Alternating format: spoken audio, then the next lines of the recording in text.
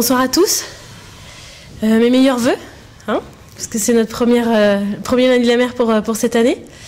D'ailleurs, pour cette année, vous avez trouvé le programme, hein, vous l'avez sous les yeux, parce que j'en ai disposé dans la salle. Alors vous verrez qu'il y a une petite nouveauté. Bon, vous retrouvez un peu vos habitudes avec les thèmes qui sont chers à la Maison de la Mer, mais regardez bien dans les lieux où on va avoir le lieu, du coup ces conférences. On vous emmène 2 fois dans l'année, en tout cas jusqu'en juin, dans d'autres communes de Lorient Agglomération. Et d'ailleurs la prochaine fois c'est à Riantec, hein, on est accueilli par la mairie avec la participation de l'Observatoire du Plancton.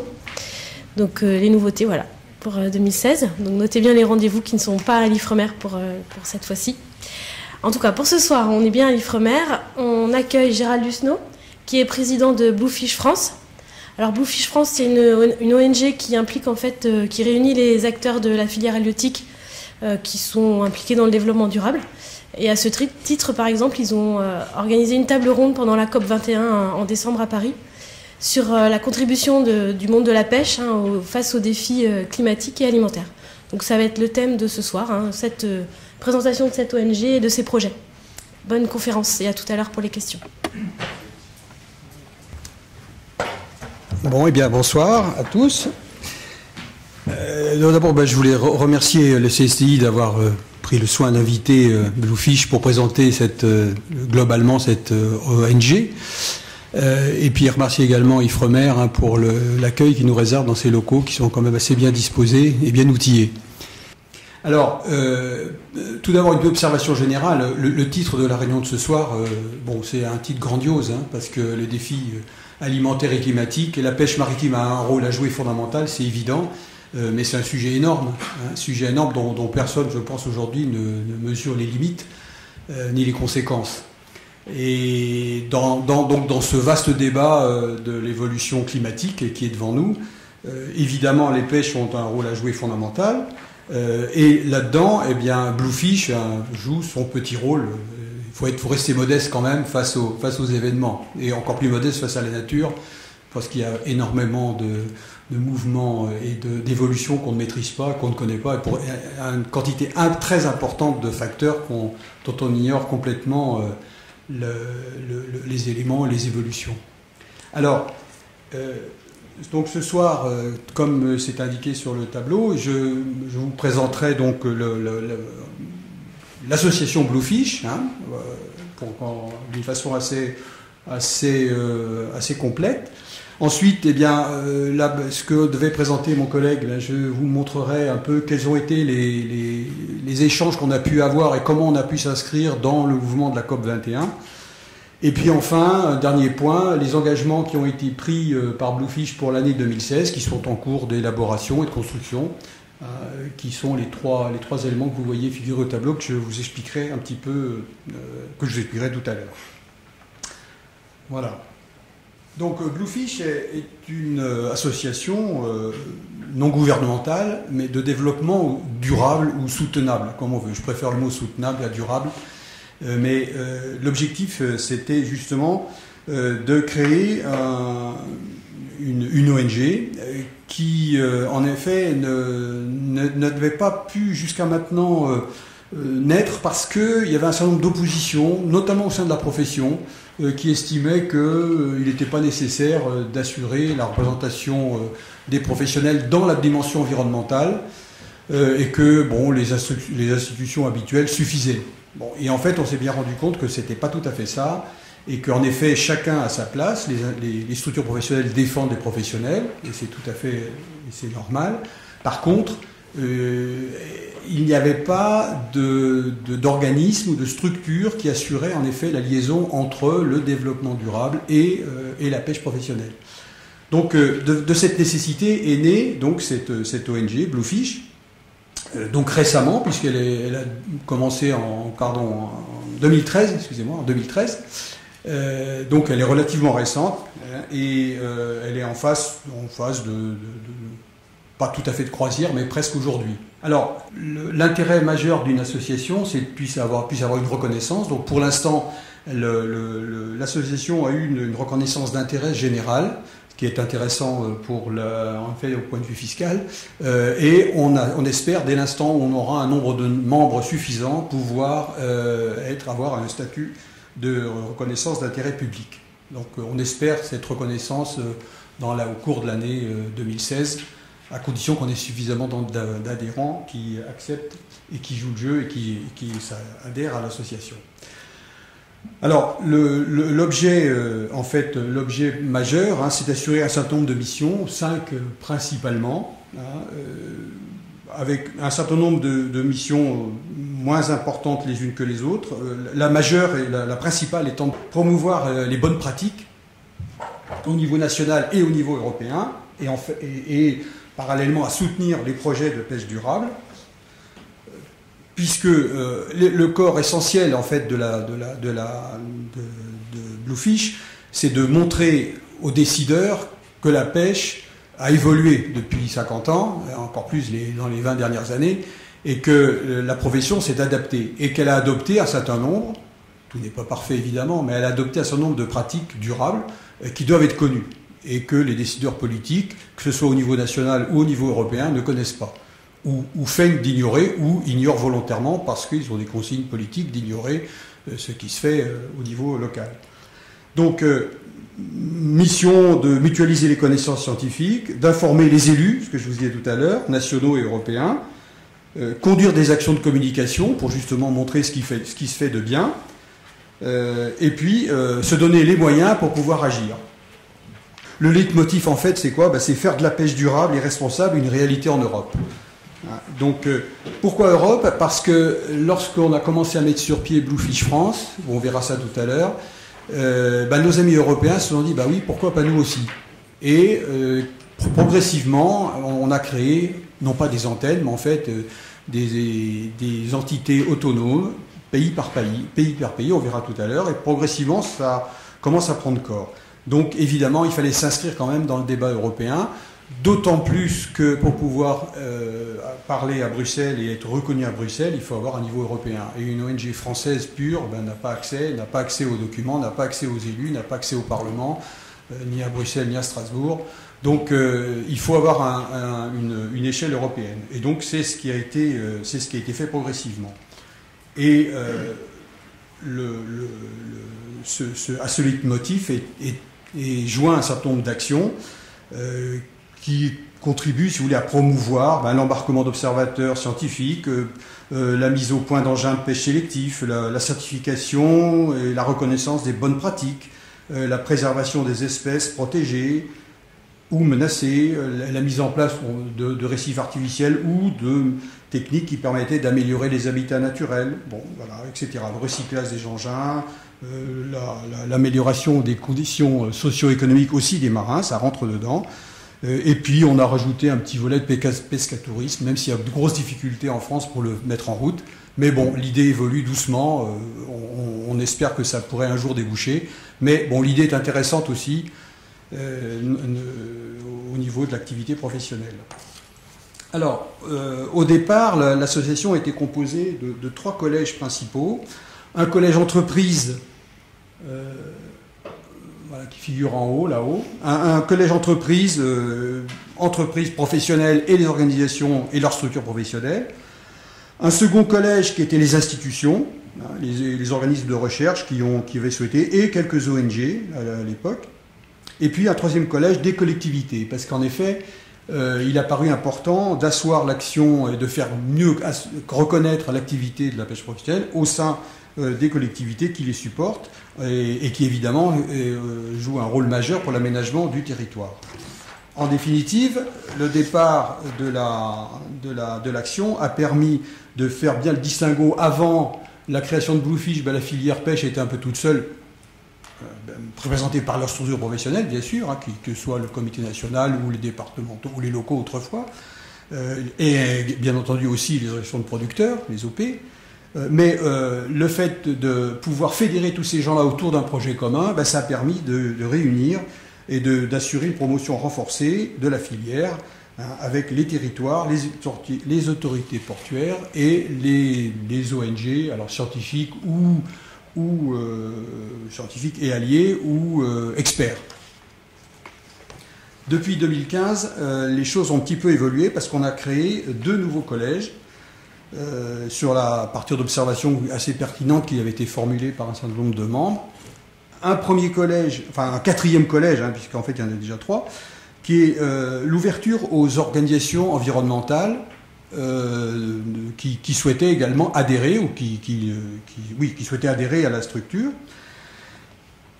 et également un collège de particuliers. Donc si bien que maintenant, le Bluefish France, en tout cas, est composé de ces 5 collèges qui sont équilibrés. Il y a un bureau, évidemment, avec un président, un vice-président et un trésorier.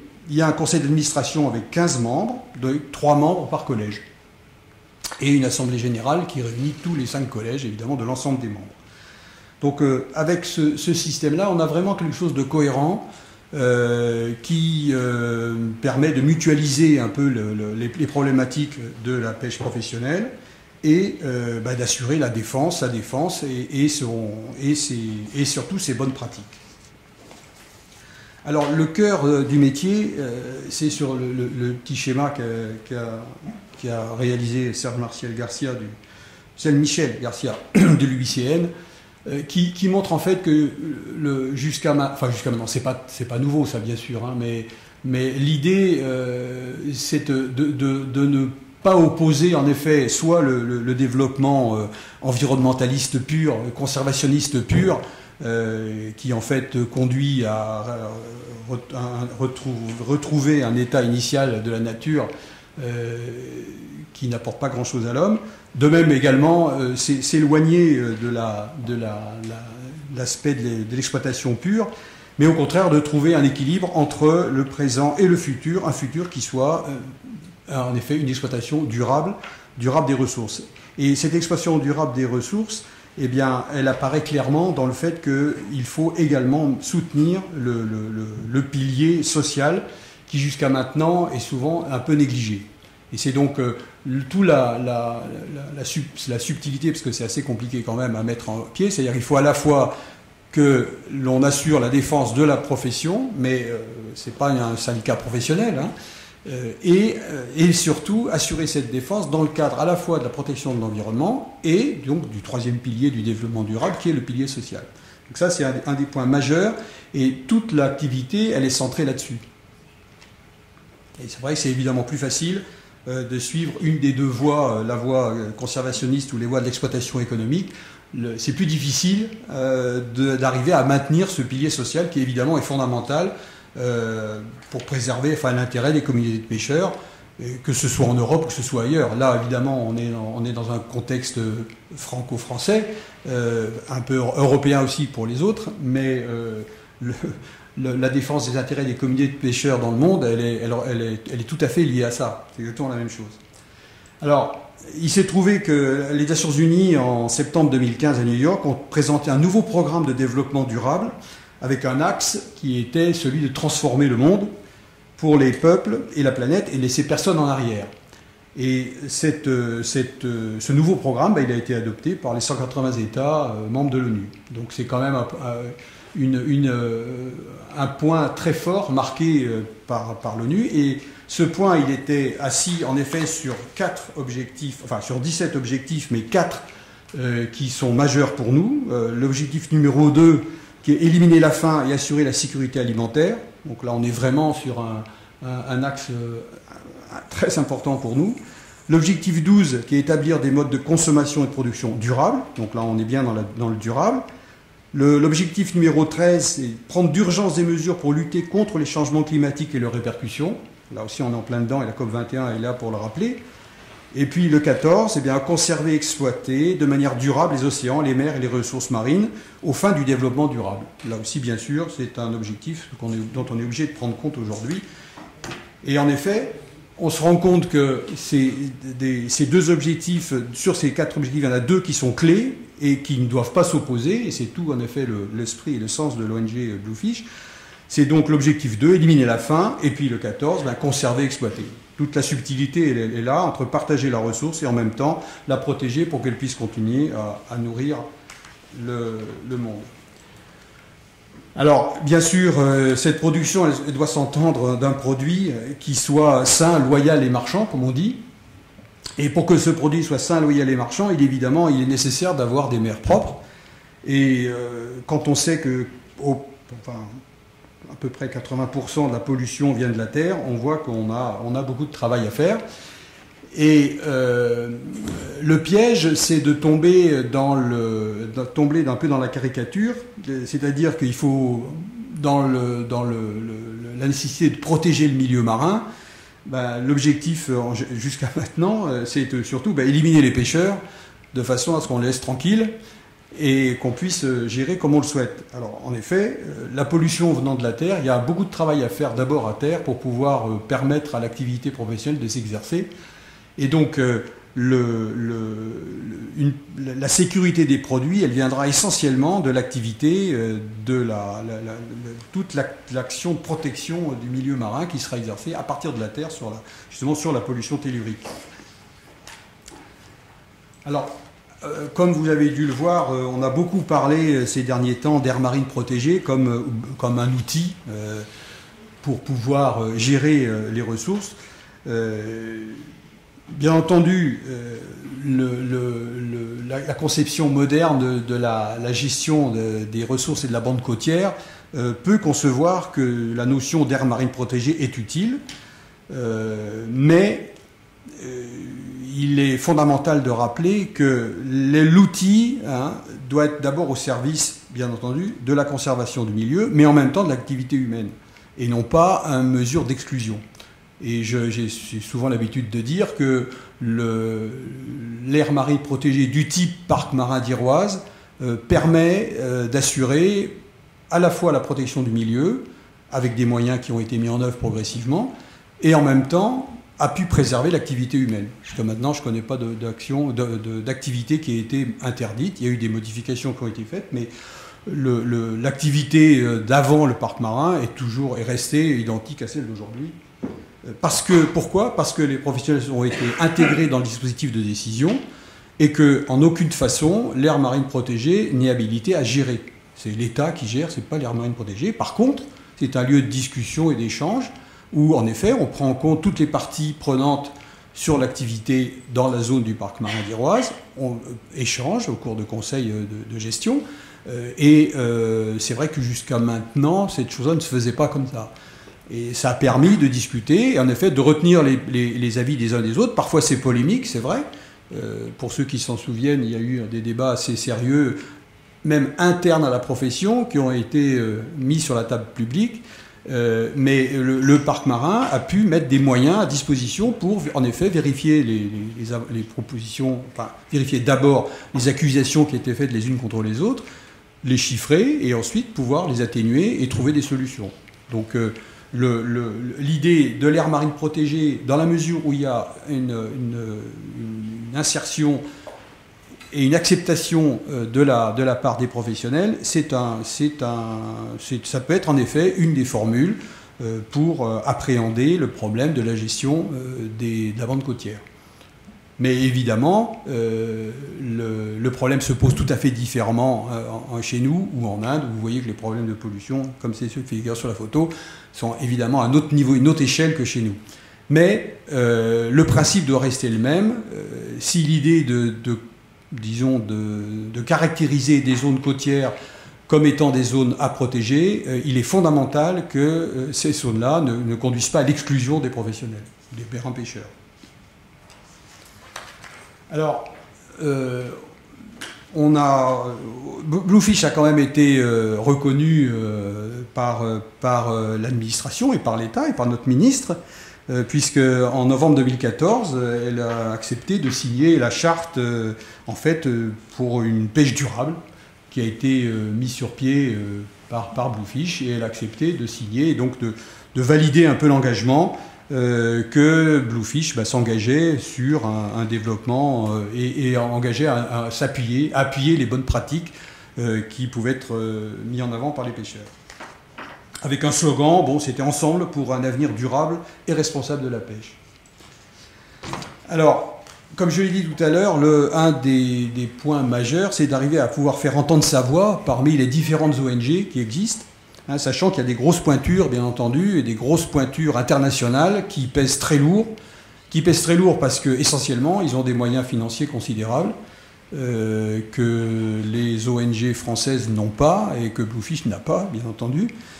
Mais néanmoins, dans le concert des nations, eh bien, Bluefish a réussi progressivement à se faire entendre, hein, et surtout à montrer que pour pouvoir être accepté et reconnu, Bluefish ne défendait pas la pêche, hein, puisque c'est quand même l'activité des structures, c'est pas son cœur de métier. Son cœur de métier, en effet, c'est de la promouvoir, de promouvoir les bonnes pratiques et de faire connaître les bonnes pratiques. Alors, quand je dis bonne pratique, on verra un petit peu tout à l'heure, mais il y a également ce qui se fait depuis toujours, depuis longtemps. Hein. En disant ça, je ne veux pas dire qu'il n'y a pas eu des erreurs qui ont été commises, hein, bien sûr. Mais l'activité professionnelle a énormément changé dans les 15 ou 20 ans qui viennent de se passer. Et aujourd'hui, l'activité de la pêche n'est pas grand-chose à voir avec ce qui se passait il y a 20 ou 50 ans. Et pourtant, dans l'esprit général, et notamment dans l'esprit des décideurs, on en est encore à 50 ans en arrière. Donc il y a du travail à faire. Donc l'objectif, c'est quoi? C'est un peu de transformer l'image qui est perçue, hein, l'image de la profession qui est perçue et de la valoriser. Alors jusqu'à maintenant, bon, mais c'est encore un peu le cas. Dans le cadre des décisions, vous savez que depuis le traité de Lisbonne, il y a un processus de trilogue, hein, entre à la fois le Conseil, la Commission et le Parlement. Et dans ce cadre décisionnaire, évidemment, les ONG ont un poids très fort dans le lobbying, hein. Et pour ceux qui ont suivi un peu les débats concernant notamment la pêche de grand fond, vous avez vu qu'il y a un poids énorme des ONG qui appuient une vision des choses, bon, qu'on ne partage pas bien sûr, mais qui a prévalu jusqu'à maintenant. Donc l'objectif, en fait, c'est de rééquilibrer un peu, essayer de rééquilibrer le plateau de la balance, hein, et montrer que on a des idées. Il y a un exemple, pour ceux qui ont suivi le problème des répulsifs acoustiques. Vous savez qu'à une époque, il y a maintenant quasiment 10 ans, il y a un règlement européen qui est sorti qui obligeait l'emport de répulsifs acoustiques pour les mammifères marins, notamment dans la Manche. Et ce règlement européen stipulait un certain type d'outils à installer notamment sur les filets, aussi sur les chaluts, bien sûr. Et donc sans avoir réfléchi, hein, ni au nombre, hein, ni dans les conséquences techniques que ça pouvait avoir. Donc dès l'instant où on a eu connaissance, malheureusement une fois de plus avec 6 mois de retard de la publication du document, parce que l'information avait mal circulé, tout d'un coup on a découvert qu'il fallait mettre un répulsif acoustique tous les 100 mètres sur les filières. Donc bien évident que vu la longueur, il fallait des milliers de répulsifs acoustiques. Et le coût était relativement élevé, la manipulation dangereuse. Donc on a établi un document pour essayer de mettre au clair, mettre à plat l'ensemble de la problématique posée, qui n'avait pas été fait jusque-là. Et surtout, argumenter pour dire qu'en effet, il y a probablement des secteurs où il était nécessaire de pouvoir éliminer les marsouins ou les dauphins qui venaient perturber la pêche. Probablement, il y a des secteurs où en effet, mais d'autres secteurs où il n'y en avait pas, ou si peu que ça n'avait pas d'intérêt. Et le coût financier ne valait pas l'expérience. Donc un dossier assez conséquent a été fait, argumenté, et je l'ai porté avec mes collègues à Bruxelles. Et le commissaire européen qui nous a reçus, gentiment d'ailleurs, nous a montré un placard, enfin un dossier, dans lequel il y avait les avis d'ONG militants pour l'imposition, la protection bien sûr des dauphins, chose qu'on reconnaît évidemment, mais un poids de position contraire en fait à celle qu'on défendait, qui était telle que le commissaire nous dit voilà, c'est tout. Le jour où vous aurez 3 mètres de documents prouvant qu'en effet l'imposition de répulsifs n'est pas obligatoire, n'est pas nécessaire, eh bien à ce moment-là on verra. Donc, alors qu'en fait, en réalité, et on s'est aperçu après, depuis, même si on a réussi à modifier un peu disons la disposition des répulsifs en les écartant, surtout en apportant un éclairage technique, sur le périmètre d'incidence et d'influence du répulsif. Et on s'est rendu compte qu'en effet, en diminuant le nombre par 5 ou 6, on avait le même effet. Bon, sans parler évidemment des effets conséquences, puisque là on a appliqué la loi en essayant de l'aménager, mais les conséquences de l'emport de répulsif acoustique, il n'est pas évident, parce qu'en effet, il a aussi une capacité d'attirer les mammifères marins, parce qu'ils savent que s'il y a un répulsif, c'est qu'en effet, il y a quelque chose à prendre. Donc les deux éléments n'ont pas été vraiment mesurés.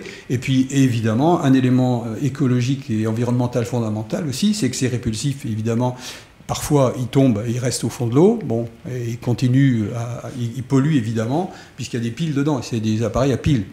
Entre parenthèses, il faut les recharger, alors je ne sais plus si c'est toutes les 10 ou 12 heures, ou toutes les 24 heures, je n'ai plus en tête le chiffre exact, ça remonte à quelques années. Mais bon, ça montre que, voilà, un dossier technique qui aurait pu être étudié d'une façon intelligente, préalable, non, il a été abordé d'une façon directe et qui en fait ne pouvait pas être mis en œuvre. Et la profession a joué le jeu, justement, on a essayé de jouer le jeu pour trouver un équilibre et un dispositif qui permette en effet de montrer que bon, ça repousse peut-être les marsouins, peut-être. Et encore, suivant la longueur d'onde qu'il y a, les mammifères marins sont plus sensibles à l'un ou l'autre des dispositifs. Donc il fallait choisir le bon dispositif. Donc vous voyez, c'est une idée généreuse au départ et que tout le monde partage. En effet, de dire bon, il n'y a pas de raison de capturer des mammifères marins, mais en même temps, la mise en œuvre pratique, elle est assez compliquée. Et les solutions, elles ne sont pas comme ça, elles n'apparaissent pas aussi claires que ça. Donc pour vous dire que dans les décisions, voilà, il y a besoin de rééquilibrer un petit peu tout ça, et donc de pouvoir faire entendre notre voix. Alors, comme je vous l'ai dit au début, au départ, la position française était, au sein de Bluefish, était un peu seule et isolée, mais progressivement, au fil du temps, eh bien, par contagion, en fait, nos amis anglais, nos amis espagnols, les Irlandais, et puis même maintenant les Italiens, et puis peut-être dans la mer Noire aussi, il y a un certain nombre de professionnels qui sont intéressés, qui dans le fond, bon, c'est une idée qui vaut la peine d'être réfléchie, une espèce de donc cette réunion qu'il y a entre l'ensemble de la profession et les collectivités, les scientifiques ou les experts, si on veut parler de scientifiques, qui se réunissent pour pouvoir défendre cette idée. Alors, au fil du temps, eh bien, il a fallu un petit peu s'organiser. Donc, on a créé en fait une fondation Bluefish Europe, dont le siège est à Bruxelles. Et puis, en dessous, une association Bluefish France, bien sûr, et puis des dérivés, une Espagne, le Royaume-Uni, Portugal. Il y a aussi l'Irlande, l'Allemagne, comme je vous l'ai dit, et bon, peut-être le Canada aussi, qui est intéressé.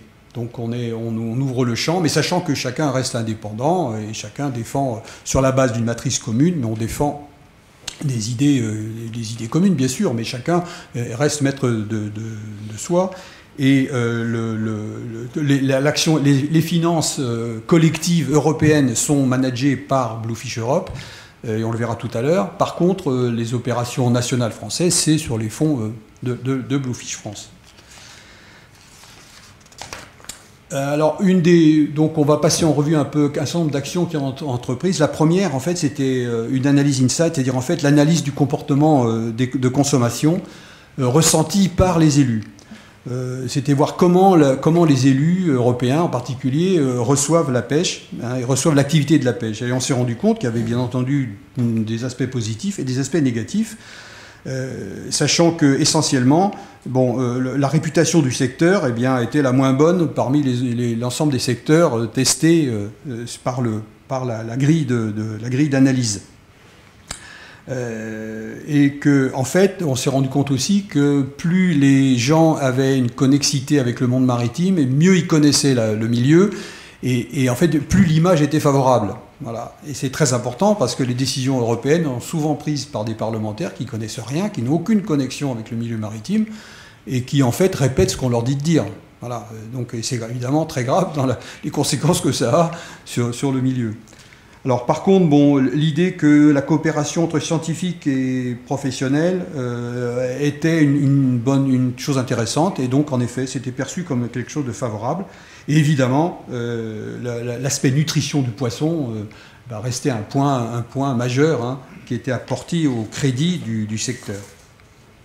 Alors, en dehors, une fois que cette analyse a été faite, c'était quelque chose un peu comme un galop d'essai, quoi, pour voir un petit peu qu'est-ce qu'on pouvait faire. Les actions réelles qui ont été entreprises, essentiellement des actions de communication, alors essentiellement vers la société, hein, vers des actions durables et vers les acteurs économiques. Donc vers la société, c'était essayer de montrer que la filière avait un visage humain et que les pêcheurs, c'était pas tous des voyous et des voleurs. Hein. Expliquer les différents métiers, montrer ce qui existait, comment ça fonctionnait et comment il y avait un héritage au sein des différentes familles et au sein des différentes générations, comment on se transmettait un petit peu le savoir et qu'est-ce que c'était un peu une peu de culture maritime, quoi. Ensuite, vers la durable, les activités durables, c'était essentiellement de démontrer les bonnes pratiques qui étaient en œuvre, hein, qui existaient. Montrer aux décideurs européens les innovations technologiques. Alors certains, bien entendu, étaient au courant, mais beaucoup n'ignoraient totalement ce qui se faisait. Et notamment, je pense à tout ce qui concerne la sélectivité des engins. Hein. Je ne sais pas si on en reparle après, mais je peux toucher un petit mot de ça. Oui, aujourd'hui, il y a 11 programmes de sélectivité en France. Hein. Il y a aussi les autres pays qui font la même chose, mais nous, en France, il y a 11 programmes qui touchent la sélectivité des engins pour les espèces commerciales. Bon, alors ça va, bien entendu, les plus connus, bien entendu, c'est les différentes grilles, le travail sur les mailles, etc., qui a été fait et qui ont une influence à la fois sur la sélectivité des engins, mais en même temps sur l'économie d'énergie. Les problèmes évoluent évidemment avec le temps, avec le coût du gasoil, bien sûr, mais c'était des questions fondamentales. Et à ces 11 programmes qui tournent actuellement, mais qui concernent l'ensemble de l'activité des bateaux français, que ce soit dans l'Atlantique, dans l'océan Indien et en Antarctique aussi. Et également, il y a 5 ou 6 programmes qui touchent les espèces protégées. Hein, c'est-à-dire les oiseaux, les orques pour la partie des mers australes, etc. Donc, pour dire qu'il y a du travail qui est fait. Alors tout n'est pas abouti évidemment, hein, tout n'est pas abouti, mais si on prend l'exemple de la langoustine, pour ceux qui le connaissent ici, il y a quand même eu des efforts énormes qui ont été faits sur améliorer la sélectivité, améliorer la survie des langoustines. Hein. Donc tout ça, ça compte beaucoup, hein, et évidemment, ça doit être mis au crédit de la profession. Mais c'est pas connu. Alors voilà, donc ça c'est un peu l'objet des opérations de durabilité. Et puis l'autre travail, c'est de démontrer l'impact socio-économique des politiques des pêches et montrer en effet quand il y a des conséquences, négatives, les faire connaître, les faire remonter. Et donc ça c'est le premier chapitre. Et le deuxième volet, en effet, c'est montrer qu'en effet, il y a des modèles de pêche qui existent aujourd'hui et qui sont rentables, et que tout n'est pas négatif, et que tout ne conduit pas en fait à la nécessité d'arrêter les bateaux et de les mettre à la casse. Et qu'il y a quand même des choses, il y a quand même de l'espoir de temps en temps à donner. Alors, une deuxième type de communication, c'est ce qui s'appelait... Alors, c'est un peu anglais, parce qu'évidemment, quand on a affaire à nos amis anglais, nos amis européens, il faut parler anglais. Donc, ces opérations qu'on appelle coast to coast, c'est essentiellement en fait des réunions au Parlement européen, à Strasbourg ou à Bruxelles, qui consistent en fait à inviter les parlementaires européens, non pas à des cocktails parce que c'est pas tout à fait ça, mais à des dégustations de produits et faire déguster ces produits par des gens qui sont directement sur le terrain. Avec bien sûr un intermédiaire, bien sûr, mais pour montrer que pour essayer de lier un contact, quoi. Et sachant que au niveau des parlementaires européens, en général, ils ne connaissent les pêcheurs que lorsqu'il y a des manifestations dans la rue. Le reste, ils ne connaissent pas. Donc là, ils ont été surpris de voir des gens qui étaient capables de discuter et qui avaient des choses à dire et qui étaient capables de présenter et de défendre leur activité. Donc ça, c'est important. Il y en a une prochaine qui a lieu à Strasbourg, début du mois de février, où là, en effet, on a demandé à chaque représentant de Bluefish d'apporter des produits, enfin d'essayer de se débrouiller pour livrer des produits, disons, phares, si vous voulez, de leur activité de pêche. les apporter, de les faire discuter, de permettre de discuter avec les parlementaires. Et notamment, c'est l'occasion sur cette photo-là, c'est comment dirais-je, une des opérations qui a été réalisée à Bruxelles en octobre 2014. Et d'une façon un peu, on avait prévu, je crois, pour 150 ou 200 personnes. Je crois qu'il y en a eu 700 qui sont venus. Donc personne n'avait jamais vu ça. Et donc ça a été évidemment un grand succès. Mais évidemment, une opération comme ça, c'est lourd à manipuler, ça coûte cher. Donc il faut essayer de les doser le mieux possible. Alors une autre action de Bluefish, en fait, c'est de permettre la rencontre des parlementaires européens dans les ports. Alors il y en a eu pas mal, hein. On a été à Vigo, on a été à Ostende, on a été à Porto, à Grimsby. L'idée c'est de transporter les parlementaires européens sur le terrain, de les emmener, de les faire, si on peut avoir un embarquement et de leur montrer ce qui se passe. Alors il y a déjà eu des choses comme ça, bien sûr, qui ont été faites, hein. Les commissaires européens ont déjà été invités en France plusieurs reprises. Et puis, bon, malheureusement, ils ont serré la main de tout le monde, tout était bien, ils ont été très heureux de déguster de la coquille Saint-Jacques ou de la langoustine, mais une fois qu'ils sont repartis, ça a été oublié, hein. Toutes les belles promesses qu'ils avaient faites, on n'en a plus entendu parler, et puis on a continué à avoir l'imposition de dispositions qui, évidemment, ne nous plaisaient pas. Donc là, cette rencontre, ces rencontres, elles sont positives. Alors évidemment, ça génère pas, c'est pas un transfert massif de parlementaires, hein, mais il suffit qu'il y en ait 5 ou 6 ou 7 et des décideurs, parce que parmi eux, il y a des leaders, évidemment, hein, il y a des leaders. Alors notamment nos deux parlementaires européens les plus actifs, qui chacun a un bord politique différent, mais jouent le jeu, ce que malheureusement n'ont pas fait leurs prédécesseurs. Et donc on peut les considérer un peu comme leaders. Mais il y a également un certain nombre de parlementaires européens qui ont un poids très, très fort, et une parlementaire allemande, justement, qui était très, très opposée à la pêche, et qui progressivement, en trois réunions de suite, parce qu'elle est venue aux 3 réunions, et à Ostende, la dernière, je l'ai trouvée beaucoup plus compréhensive. Et avant, autant le dialogue était impossible, là, au contraire, le dialogue était possible, elle reconnaissait un certain nombre de points favorables. Bon, je ne sais pas si c'est l'effet Bluefish, mais enfin, en tout cas, j'ai noté un petit début d'intérêt et d'ouverture d'esprit, hein, sur l'activité. Bon, ça, c'est un tableau qui montre qu'en fait, l'objectif, c'est de faire émerger et promouvoir des bonnes pratiques. Bon, tous les pays en ont, c'est peut-être pas très lisible, mais on n'est pas les seuls, hein. On n'est pas les seuls disons, à avoir des bonnes pratiques, bien sûr. Plus ou moins avancé, plus ou moins mis en œuvre, mais voilà, il y a quand même un corps d'activité durable qui existe et qui mérite d'être défendu. Alors ensuite, il y a ce qui s'appelle les ateliers techniques organisés par le Parlement européen. Donc c'est des opportunités pour nous de faire valoir ce qui se fait de bien, hein, et notamment sur la sélectivité. Il y a eu deux réunions techniques en décembre 2014 et puis au début 2015, au printemps 2015, notamment sur la sélectivité des engins. Donc chacun, dans la mesure où on était représentatif, pouvait exposer les dossiers qui étaient en cours. Donc alors moi j'ai exposé en effet, comme ce que je vous ai parlé tout à l'heure, des expériences de sélectivité des engins. Et ce qui se faisait, évidemment en liaison avec Ifremer, hein, majoritairement pour nous. Et donc là, il y a 4 ou 5 ans, on aurait eu un seul député européen qui serait peut-être venu et même qui n'aurait même pas écouté. Là, ils étaient une dizaine et ils ont posé des questions intelligentes à l'issue. Pas qu'à moi, bien sûr, parce qu'il y avait quand même d'autres représentants d'autres pays. Hein. Mais en effet, ils se sont rendus compte qu'il y avait une évolution et que les choses évoluaient pas mal. Bon, alors au titre, c'est un petit exemple de ce qui s'est fait en France. Ça concerne en fait la pêche à la civelle. Alors on va me dire que c'est pas très important, c'est vrai, mais au niveau personnel embarqué, au niveau de chiffre d'affaires, c'est pas vilain non plus.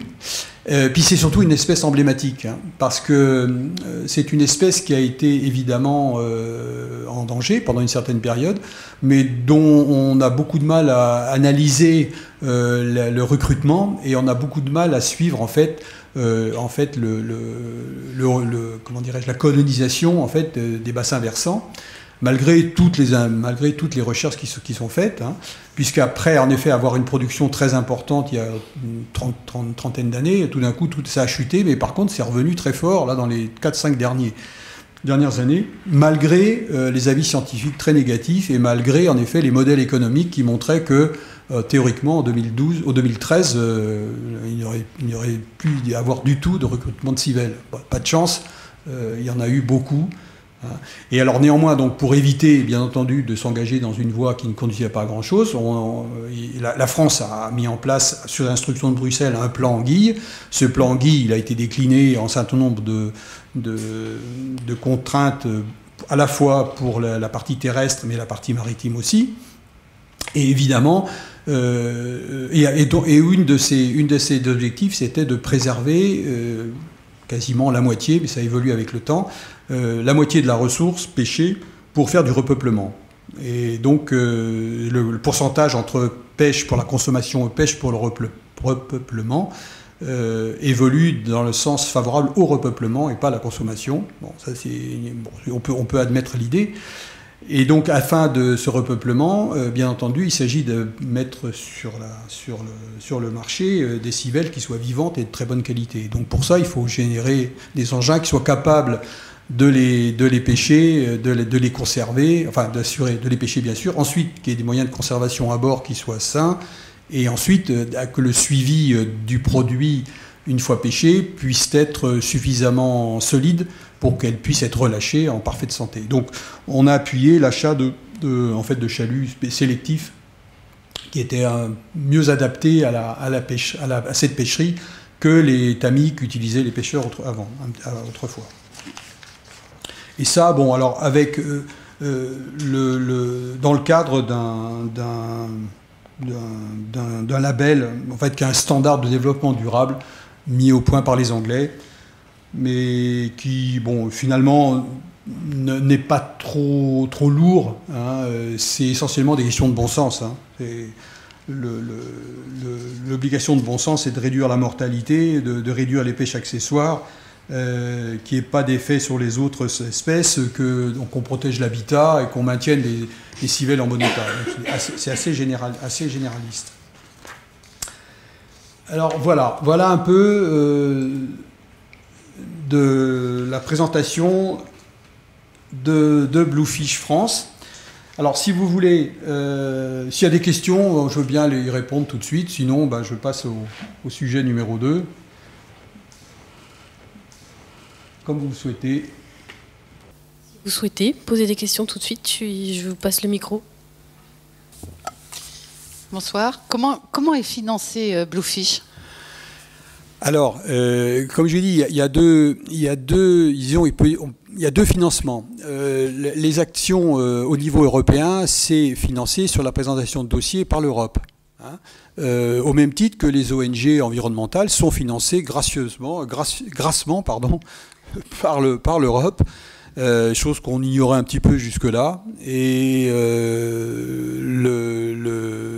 on s'est dit pourquoi pas Bluefish aussi. Donc les opérations du style de Common Board ou Coast to Coast, les opérations qui mettent en jeu un peu donc les parlementaires européens, sont financées sur la base de dossiers présentés à l'Europe. Par contre, après, pour ce qui concerne les activités locales, sauf à faire partie de programmes particuliers, mais les activités locales et le fonctionnement, même si les effectifs sont peu nombreux, le fonctionnement de Bluefish France est essentiellement financé par le biais des cotisations des adhérents. Alors les adhérents, ça peut être des adhérents individuels. D'ailleurs, ceux d'entre vous qui sont intéressés pourront, à l'issue de la réunion, s'ils m'ont pas trouvé trop rasoir, bien prendre une petite feuille en bas et puis la signer. Et il y a un petit cadeau d'ailleurs en même temps, si vous souhaitez, dans une petite boîte noire. et les associations ou les entreprises qui ont des tarifs évidemment différents suivant leur taille. Mais le financement, c'est deux voies-là, le parlementaire l'Europe pour les actions européennes et les cotisations des adhérents pour la vie quotidienne de Bluefish France. Donc la deuxième partie concerne en fait la fameuse COP 21 et les échanges qu'on a pu avoir au sein de la COP 21. Alors comme je vous l'ai dit en introduction, malheureusement, mon collègue qui devait faire cette intervention-là est à l'hôpital et il m'a prévenu dans la fin de journée. Donc j'ai récupéré un certain nombre de documents que je vais vous présenter. Alors c'est pas un PowerPoint malheureusement, mais enfin bon, il y a quelques graphiques qu'on pourra commenter au fil de la démonstration. Alors, le premier temps, bien entendu, vous savez que dans le cadre de la COP 21, il y avait, bien en marge de la réunion des chefs d'État, donc qui était une zone de réflexion et de conférence qui était évidemment hyper sécurisée, existait un autre enceinte dans lequel pouvaient intervenir les ONG et les gens habilités à parler. Et on s'est dit que c'était peut-être l'occasion unique de se faire reconnaître. Et pour pouvoir faire partie de pouvoir être éligible, si vous voulez, en fait, à cette tribune, il nous a fallu adhérer à une plateforme qui s'appelle la plateforme Océan Climat. Alors cette plateforme Océan Climat, elle regroupe 70 ou pratiquement 70 organisations qui vont de tous les grands labos français, enfin même internationaux. C'est essentiellement quand même c'est occidental, hein. C'est essentiellement occidental cette représentation. Mais également toutes les grosses ONG importantes qui ont voix au chapitre aujourd'hui. Donc on a quand même décidé de, malgré le fait d'être considéré peut-être comme une ONG environnementale et non pas comme de développement durable, on a quand même décidé de persévérer.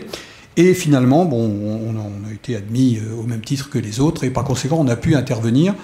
Alors sur un sujet évidemment lié à le thème de la réunion d'aujourd'hui. Qui était en fait les pêches maritimes face un peu aux défis climatiques et alimentaires. Et pour ce faire, eh bien, on a demandé en fait à un certain nombre d'intervenants de participer à cette réunion, et notamment à la FAO, et on a eu le grand bonheur de voir Monsieur Ababouche, Larsen Ababouche, qui est en fait le directeur des directeurs pêche maritime au sein de la FAO à Rome. Donc c'est quand même une grosse pointure qui a des responsabilités importantes sur ce dossier de la pêche. Et évidemment, on était très flattés de le voir venir et surtout de s'intéresser à ce qu'on faisait. Alors ensuite, comme intervenant, on avait aussi demandé à Yann Giron, qui est un spécialiste, qui est un consultant, qui est un spécialiste en fait de l'organisation et de l'organisation des pêches dans le monde, d'intervenir. Il y avait mon collègue qui, lui, s'est spécialisé sur les dossiers environnementaux, et plutôt franco-français, et responsable de la mise en œuvre de la programmation maritime intégrée en France.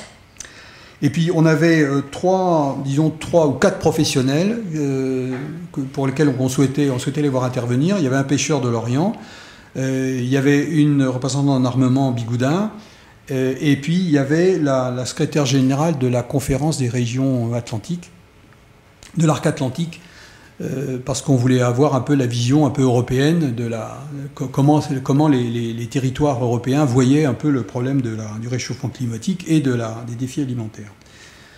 Et puis aussi, il y avait également le président de Bluefish Europe maintenant, qui est Olivier Lenezet, que certains d'entre vous connaissent. Alors, tous ces gens-là, évidemment, ont apporté leur pierre à l'édifice, avec, disons, la ligne directrice qui était de dire que, face aux défis alimentaires, évidemment, la pêche a un rôle fondamental à jouer.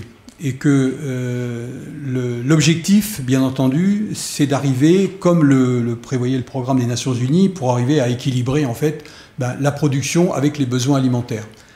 Alors, en ce sens, donc je vais vous passer un certain nombre de diapos qui ont été présentés.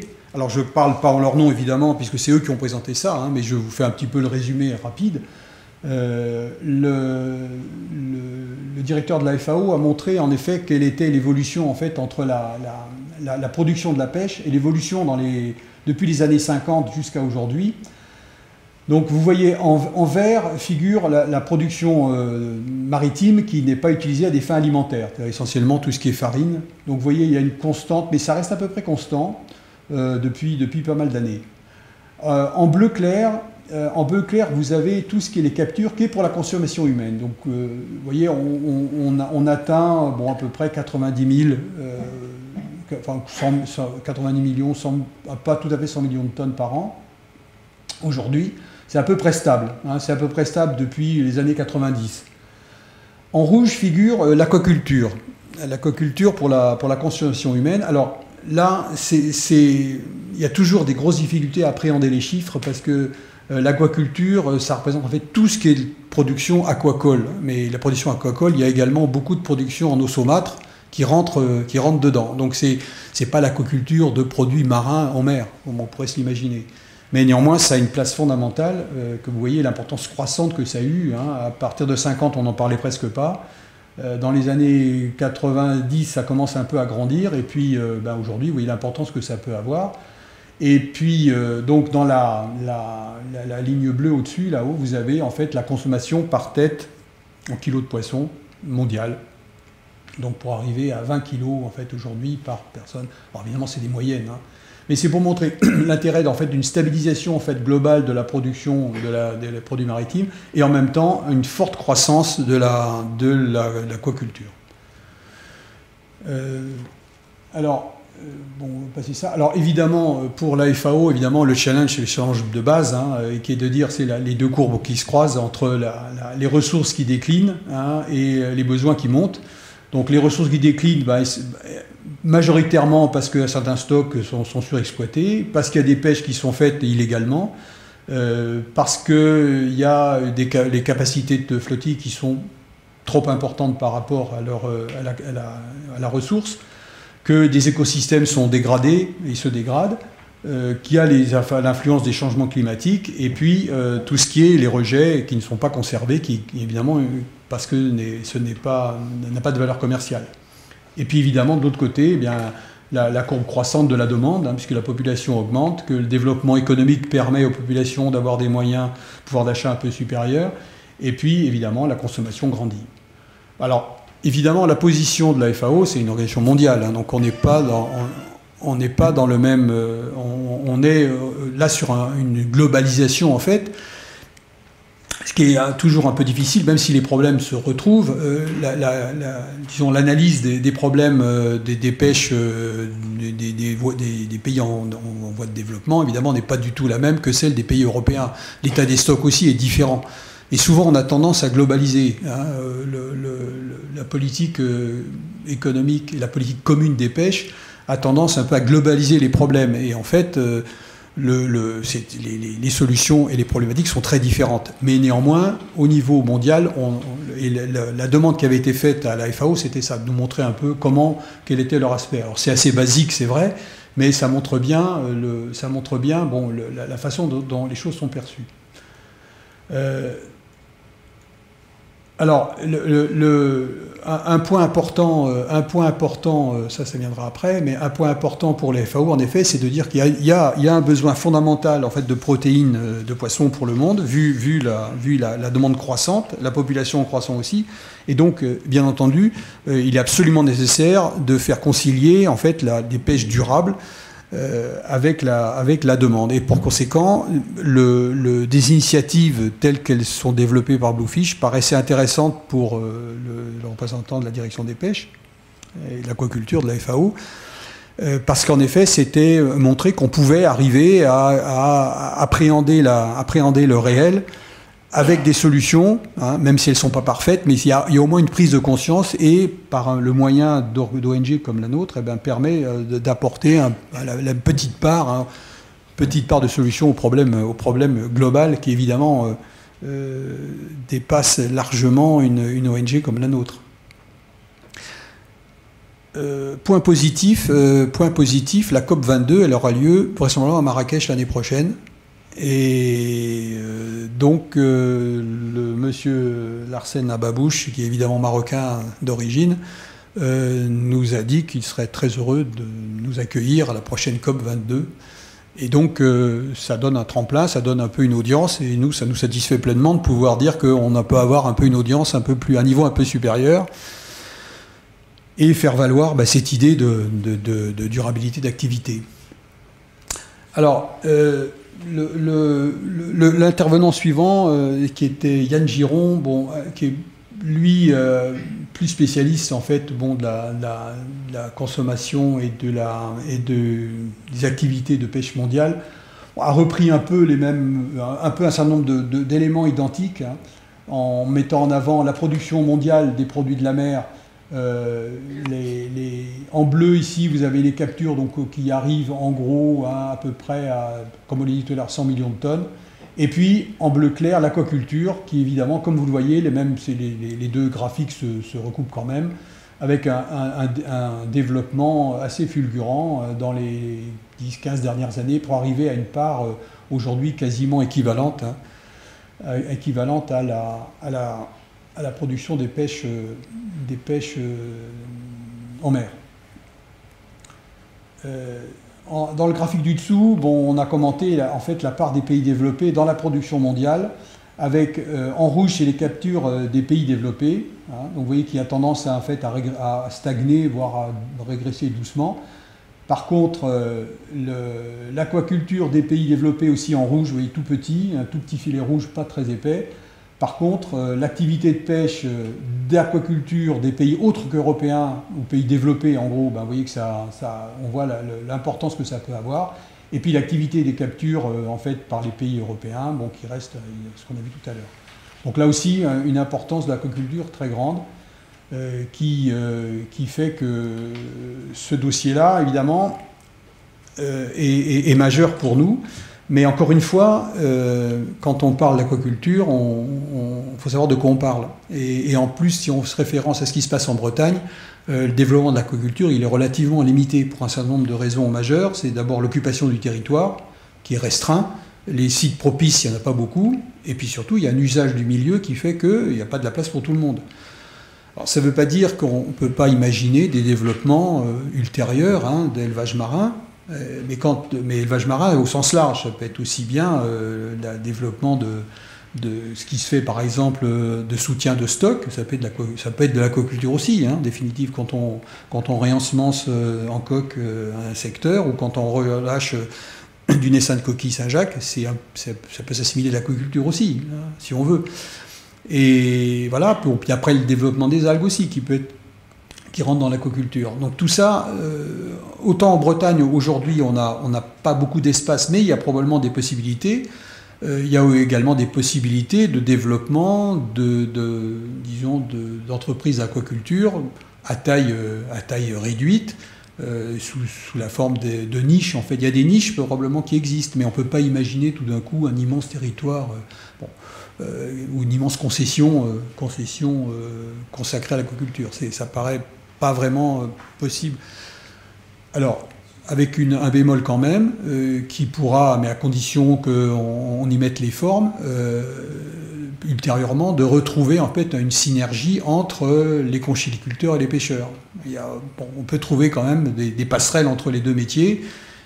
Qui sait ce que sera le métier de pêcheur dans 30 ou 40 ans, c'est assez difficile à dire, mais je pense qu'il doit y avoir des synergies à trouver et qu'on pourra imaginer, par exemple, si on veut, développer des systèmes communs. L'essentiel, c'est que le partage du territoire se fasse harmonieusement. C'est ça l'essentiel, c'est que les gens soient d'accord pour maximiser l'intérêt d'un territoire. Et que les bases se fassent non pas dans l'opposition, mais en concertation et en mutualisant les moyens. Bon.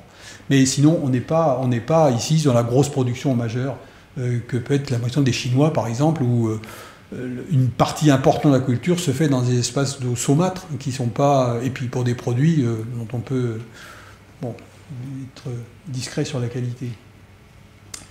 Alors, également, bon, et bien entendu, dans le problème mondial, évidemment, c'est le problème des protéines animales. Hein, et évidemment, comment dirais-je, les protéines d'origine, je vais grossir un peu, ce sera peut-être plus visible pour vous. Je ne sais pas si je vais arriver, mais encore une fois, voilà. Donc vous avez en bleu, ça c'est donc la part des produits de la mer dans les protéines animales. Vous avez les produits de la mer sont en rouge ici en haut, là, la ligne du haut. Et donc la ligne du bas, en fait, c'est les protéines à partir des œufs et de la viande. Et là, à partir du lait. Voilà, du lait. Donc, vous voyez que la part des protéines à partir des poissons n'est pas négligeable, hein, puisque c'est quand même une donnée très, très importante, hein, puisqu'on arrive quasiment à... là, il y a 14 grammes, si vous voulez, par habitant et par an à partir d'œufs. Il y a à peu près la même chose pour la partie de la viande, et il y a pratiquement 5,5, 6 grammes de protéines par an, par habitant, en ce qui concerne le poisson. Donc c'est quand même fondamental pour l'équilibre alimentaire de l'humanité.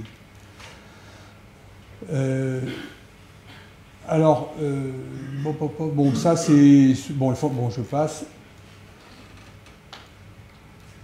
Donc Yann Giron va se présenter aussi un tableau qui montre la dépendance aux produits de la mer, toujours la même chose, en montrant que en protéines animales, eh ben, la dépendance mondiale était quand même majeure et que par conséquent, là aussi, et notamment pour un certain nombre de pays qui ont déjà des développements d'activités maritimes importantes, en Asie, en Afrique, hein, bon, je ne parle pas du Groenland, que c'est un cas un peu à part, mais comment dirais-je, bon. Donc une dépendance aux produits de la mer pour la fourniture protéique animale très importante. Bon, là, c'est un peu la même chose. Alors, ça, c'est un tableau aussi intéressant qui montre la consommation humaine en produits de la mer. En rouge, vous avez le Mexique, le Nigeria, l'Égypte, l'Inde, la Chine, la Thaïlande, la Malaisie, l'Indonésie. Et vous voyez que c'est 12 pays. Je vais essayer de déplacer ça si je peux. Tac. Bon. Voilà, en fait, c'est 12 pays qui représentent 53% de la population mondiale. Eh bien, ils consomment 61% de la production. Donc c'est quand même quelque chose de fondamental. Vous voyez, quand on regarde la géographie mondiale, on voit que ces pays rouges, ils sont pas majoritaires, mais n'empêche que ils représentent plus de la moitié de la population mondiale et également plus de la moitié de la consommation humaine de produits de la mer. Alors évidemment, la dépendance aux importations, intéressante aussi. Bon, évidemment, l'Europe et les États-Unis et l'Amérique du Nord et les premiers pays concernés, mais également, pas les seuls, parce que vous voyez également qu'il y a des pays qui sont dépendants de l'importation d'une façon relativement importante, hein, alors qu'on pourrait penser qu'ils ne le sont pas. Ben si, quand même. Bon, bien entendu, toute l'Union, la Russie, évidemment, l'Europe majoritairement. Parce que vous savez que, notamment en France, par exemple, eh bien, on consomme, on importe, disons, plus de la moitié des produits qu'on consomme. Donc la production française, elle ne satisfait absolument pas le marché national. Donc tous les circuits commerciaux qui sont représentés ici montrent ce que je viens de vous dire. Il y a 4 pôles majeurs qui sont en fait l'Europe, la Chine, le Brésil et disons, le continent nord-américain qui eux-mêmes absorbent la quasi-totalité des activités. Voilà. 61% du commerce, donc sur ces 4 pôles majeurs, passe par en fait des circuits commerciaux qui concernent, je vous dis, l'Europe, les États-Unis, enfin le Canada, la Chine. Bon, je passe que j'y arriverai pas. Ah oui, une chose importante aussi qu'a montré Yann Giron, c'est sur la répartition de la production par pays. Donc il y a 20 pays qui pêchent 76% des captures mondiales. Et vous voyez qu'au titre de ces pays excessivement puissants, figure la Chine très loin, très très loin en avant de tout le monde. Hein, puisque, on va mettre ça en bas. Voilà, puisque vous voyez, la Chine, à elle toute seule, elle fait quasiment 16 millions de tonnes. Hein, et la France, il n'y est même pas. Bon, en France, on n'est pas là. La France, on est à 4... je vais noter ça. La France, on est en production. Alors, encore une fois, il faut savoir qu'est-ce qu'on met derrière ces chiffres. Hein, c'est toujours pareil, c'est pas toujours facile. Mais au niveau national, on est à 500 000 tonnes en gros, de pêche fraîche, hein, évidemment. Donc on est même pas en dessous de l'Espagne. Vous voyez qu'il y a quand même la Fédération de Russie, qui est quand même vachement importante, la Birmanie. Hein, la Birmanie, mais alors là-dedans, il y a évidemment une part très importante d'aquaculture, hein, bien sûr. Hein, le Japon, très fort, le Vietnam, les Philippines. Bon, la Norvège, on sait un peu pourquoi. La Thaïlande. C'est quand même des grosses pointures, hein, mais essentiellement des pays d'Asie dans ce tableau-là. C'est les captures. Oui, capture. Ouais, mais alors, encore une fois, capture mondiale, marine et continentale. Oui, pardon, je vous ai dit aquaculture, je vais mal exprimer, oui. Alors, la pêche continentale, c'est la pêche essentiellement dans les fleuves, hein, ou dans les milieux estuariens. Donc évidemment, c'est pour ça que la Chine, là-dedans, apparaît d'une façon très importante. Mais vous savez également que c'est vrai pour la Chine et c'est vrai pour des pays d'Asie, que la notion de territoire et de frontière est très importante, hein, puisque au motif de la pêche, ces États-là revendiquent un certain nombre de territoires, et les revendiquent d'une façon violente. Hein. Alors, bon, je vais abréger ça, mais intéressant aussi de voir les captures par zone de pêche, alors en 2013. Vous voyez les grands secteurs de pêche. Hein. Bon, essentiellement, bon, on voit toute la partie de la mer de Chine et la partie ouest du Japon, qui est importante, très importante. Bon, évidemment, toute la partie Asie, l'océan Indien, qui représente une grosse part. Bon, et puis, pour nous, Européens, toute la partie de l'Atlantique Nord. Hein. Mais vous voyez que c'est quand même assez relativement équilibré sur l'ensemble du monde. Évidemment, plus proche des côtes, bien sûr, que dans la haute mer, mais néanmoins, une activité qui est quand même répartie globalement tout autour de la planète. Il y a intéressant aussi l'explosion de l'aquaculture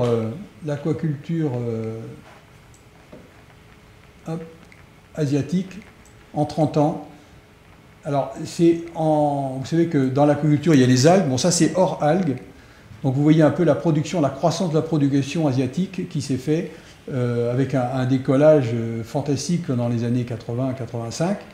Avec en vert, tout ce qui concerne les tilapias, carpes et autres. En jaune, les crevettes. Et en bleu, tout ce qui concerne les coquillages.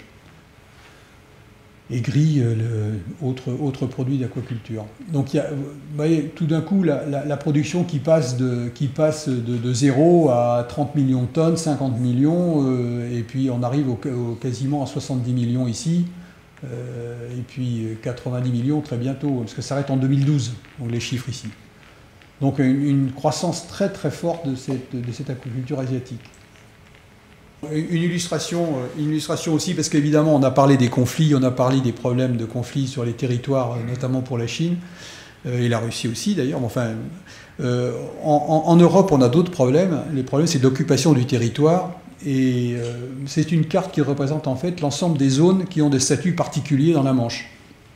Alors, bien entendu, ça va des zones Natura 2000, aux zones, aux parcs marins, aux zones réservées pour l'extraction des granulats, aux zones réservées à l'éolien, aux zones qui seront aux futures zones Natura 2000 en mer, aux zones anglaises qui sont fermées à la pêche.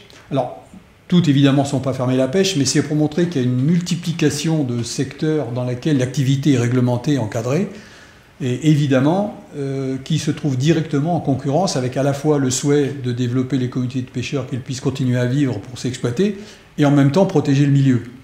Donc on voit bien qu'on est là à un moment où la planification de l'espace, et notamment la planification stratégique de l'espace maritime, a tout son intérêt, puisqu'il y a une multiplicité d'usagers du milieu, qui chacun revendique un droit à exploiter ou à protéger. Mais en même temps, vous voyez que l'espace de liberté, il faut le chercher, hein, il faut le chercher loin maintenant. Et donc c'est assez significatif de la complexité des problèmes qui peuvent se poser, et que avant de proposer des solutions simplistes, il faut peut-être un peu s'interroger avant. Alors évidemment, donc directement en lien avec ça, bon, vous savez tous qu'il y a un problème global en fait d'accaparement des mers, avec des problèmes particuliers qui peuvent se poser. Donc on a vu en Europe un peu ce que ça représente, mais avec sous une façon un peu édulcorée, parce que notamment en France et en Europe, on a quand même encore des moyens de discussion, et les choses se passent pour l'instant, mais ça a peut-être changé, mais se passent d'une façon relativement apaisée. Par contre, il y a des secteurs où il y a des conflits violents, où l'espace est revendiqué d'une façon militaire, avec une éviction des pêcheurs, soit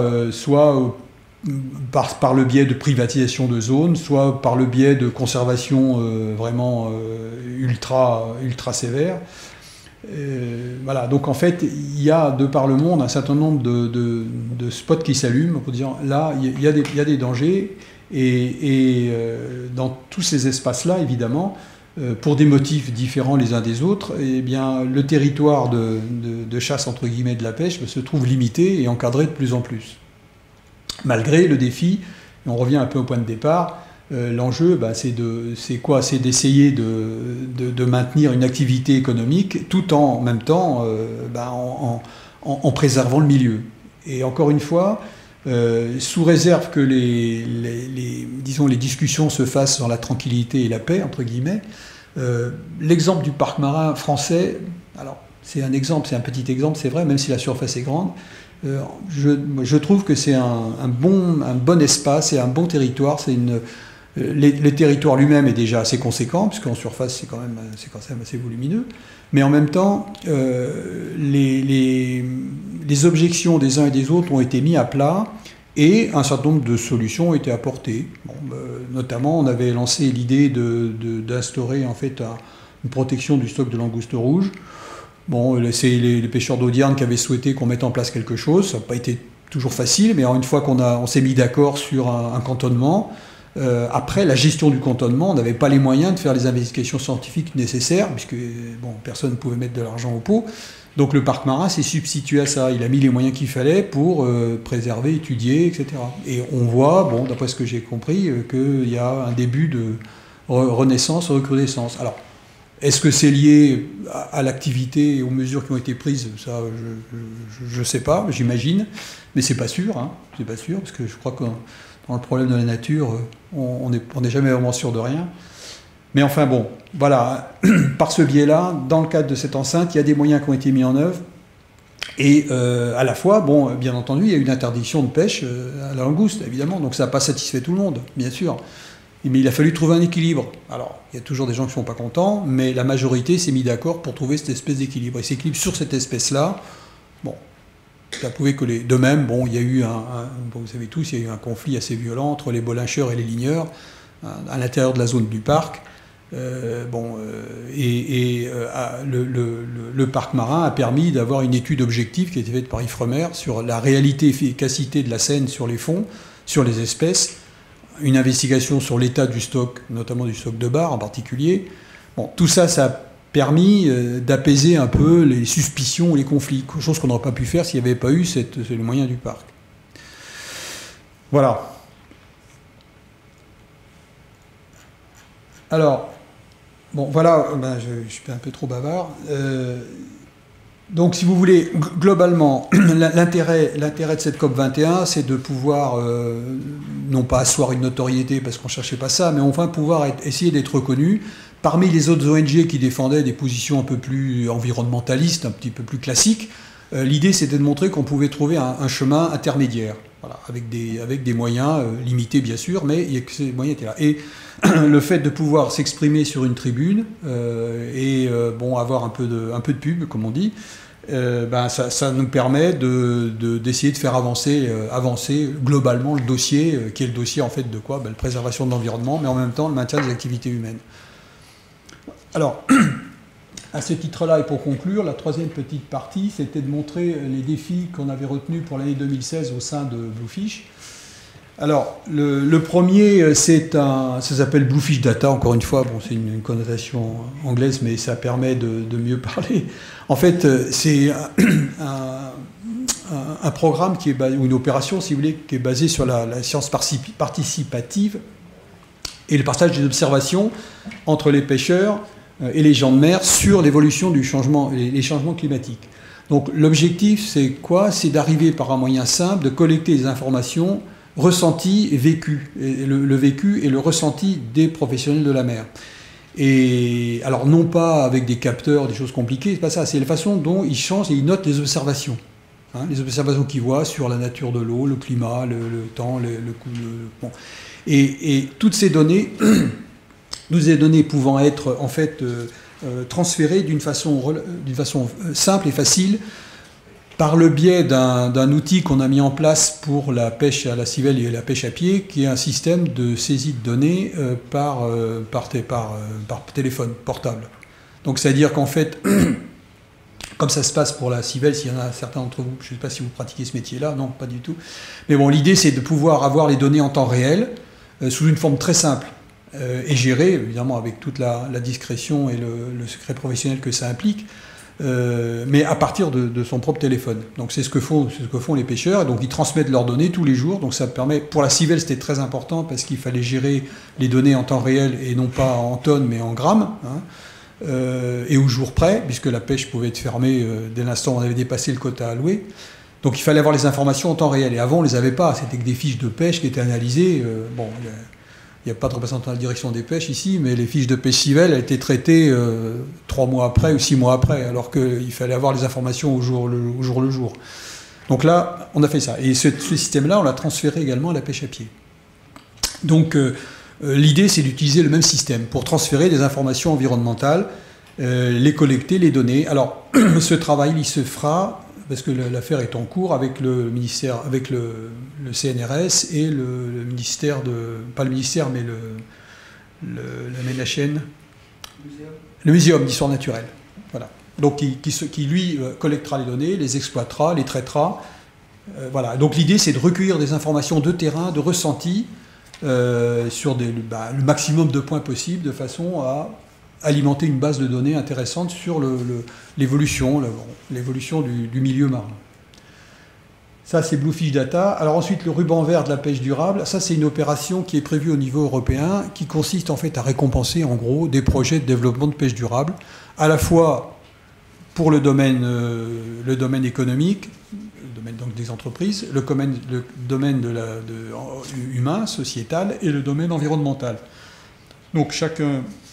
Il est prévu donc qu'une présentation de projet et un jury qui choisira les projets les plus performants, et donc ils seront récompensés par un prix qui permettra en fait, de récompenser les meilleures pratiques dans ces 3 domaines-là.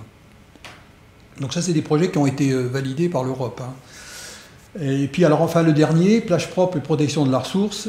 Ça, c'est une opération qui va avoir lieu en liaison avec les comptoirs de la mer sur une vingtaine de points de la côte française, sur un jour donné, au mois de juin, et qui va consister en fait à mobiliser les gens sur le nettoyage des plages, en fait.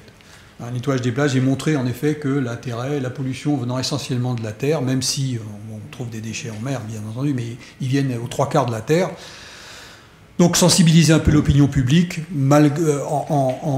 disons, en accompagnement de dispositions qui existent déjà, puisqu'il y a d'autres associations qui s'occupent du nettoyage des plages, qui font des grosses opérations, c'est très bien. Donc là, c'est aussi en fait l'idée de sensibiliser en fait l'opinion publique aux effets de la pollution terrestre du monde maritime.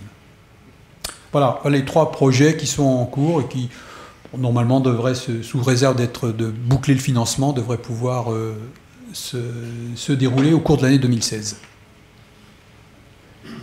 Voilà, j'en ai terminé. Ben, si vous avez des questions auxquelles je puis répondre, je le ferai avec plaisir. Et sinon, il y a d'autres grands spécialistes dans la salle qui pourront peut-être m'aider s'il y a besoin. Avez-vous des questions? Je vous passe le micro. Bon, je m'adresse. Là, je se promène sur l'estran, et là, je me dis, il y a peut-être les professionnels de la pêche, là, ils feraient attention, parce qu'on trouve énormément de morceaux de filet, des petits, je veux dire, c'est pas des petits bouts, là, qui traînent, des verts, des bleus.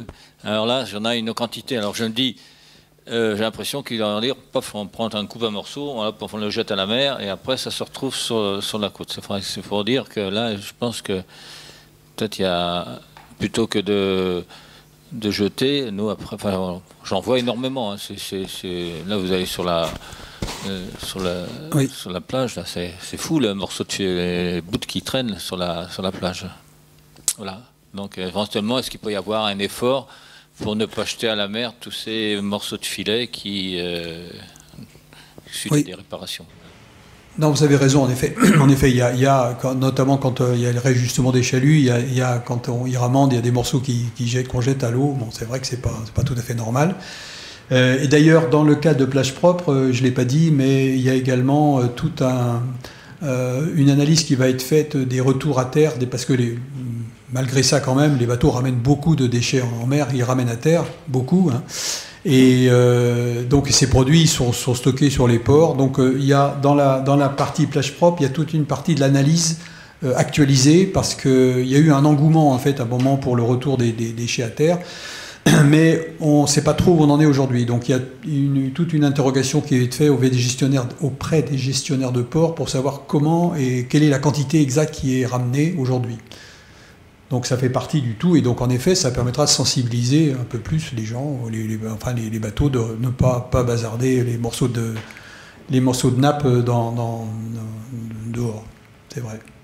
Vous avez évoqué les pollutions terrestres envers la mer, Donc là, moi, j'en ai une, là. Et par contre, les ports, enfin, l'agglomération de Lorient, il y a l'ISO 14001. Alors, je voudrais bien l'avoir, parce que quand il y a des rejets d'eau usée dans un port, qu'est-ce qu'on fait? Voilà, qu'est-ce que je fais, moi? Parce que là, j'ai fait remarquer, j'ai constaté, ça a été constaté, mais bon, aussitôt qu'il va repleuvoir, je vais re-avoir cette pollution, ça c'est clair. Qu'est-ce que vous pouvez faire, vous? Moi, je ne peux pas faire grand-chose, si ce n'est d'attirer l'attention des pouvoirs publics sur la nécessité, et des communes surtout, de nécessité de revoir leur station d'épuration, parce qu'en définitive, malheureusement, il y a beaucoup de stations d'épuration qui ne sont pas aux normes. Et vous avez raison, on voit souvent, en période pluviale importante, on voit des débordements et puis des pollutions côtières. Et encore une fois, la qualité de l'eau, c'est un élément fondamental pour la vie côtière et la vie de l'estran. Donc, un des soucis, c'est d'arriver en fait à une mise aux normes généralisée. Alors, il y a des communes, je sais, qui font des efforts, parce que les choses sont pas si simples que ça. Surtout les communes qui voient parfois une affluence touristique l'été, en particulier. Mais bon, maintenant, toutes ne sont pas dans ce cas-là, heureusement. Mais il y a certains points particuliers qui sont connus et qui, en fait, dès qu'il y a un débordement, évidemment, il y a une pollution qui s'entraîne. C'est clair. Je vais rebondir. La question que je vais poser, quand il y a un débordement, enfin, les stations maintenant sont très, très efficaces, parce qu'ils notent des données pas possible. Mais j'ai l'impression que ces données-là sont confidentielles. Est-ce qu'ils peuvent communiquer éventuellement les dysfonctionnements, pour quantifier ces... Là, j'ai du mal à vous répondre, je ne suis pas un représentant des collectivités territoriales, mais en effet, mettre en avant qu'un des problèmes majeurs de la pollution maritime vient de la terre, bon, avec ce genre d'opération, ça permet de cibler certains projets. Mettons une commune qui s'engagerait sur un projet particulier d'environnemental, de traitement des déchets ou d'eau usée, bon, il pourrait rentrer dans le cas du ruban vert, par exemple. Voilà, par exemple. Alors bon, ça ne leur rapportera pas grand-chose s'il y a un prix ou une notoriété, mais n'empêche que dans le cas des plages propres, par exemple, ou des pavillons bleus, c'est important pour eux d'avoir des zones qui soient saines et salubres. Enfin bon, là, pour répondre à votre question, moi, le seul ce qu'on peut dire, c'est que dans le cadre de ces opérations-là, qui sont en actualité pour 2016, évidemment, la qualité du milieu marin et la qualité des eaux et les rejets des eaux, évidemment, il est fondamental. Donc chaque fois qu'on pourra appuyer ça, on le fera. Parmi d'autres sujets, bien sûr, parce qu'il n'y a pas que ça à traiter. Mais c'est une question, la qualité des eaux côtières, c'est un point fondamental que tout le monde reconnaît. Il n'y a pas que Bluefish qui dit ça, bien sûr que non. À tous les niveaux, même au niveau de la région Bretagne, il y a une sensibilisation très forte à cette notion-là. Moi, j'ai une question. Quand vous parlez de sciences participatives et l'observation des pêcheurs et des gens de mer, vous impliquez qui sont les gens de mer? Jusqu'où vous allez? Ah ben c'est ouvert, il n'y a pas de limite, c'est ouvert à tous les projets. Enfin, vous parlez de ces projets qui sont ici là? Oui, de Bluefish Data. Oui.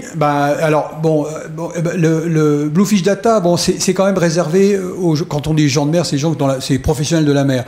Mais je mets de côté tous les professionnels de la voile ou du nautisme parce qu'en fait ils ont aussi eux tout un système de collecte de données qui sont en cours, qui vont advenir. Donc c'est plutôt le côté professionnel, pêche essentiellement bien sûr, mais ça peut être aussi d'autres milieux maritimes, du transport par exemple. Mais a priori on centre plutôt sur la pêche. Bon, je vous propose d'arrêter là, si vous n'avez pas d'autres questions. Merci Gérald pour votre intervention. Parfait, merci à vous.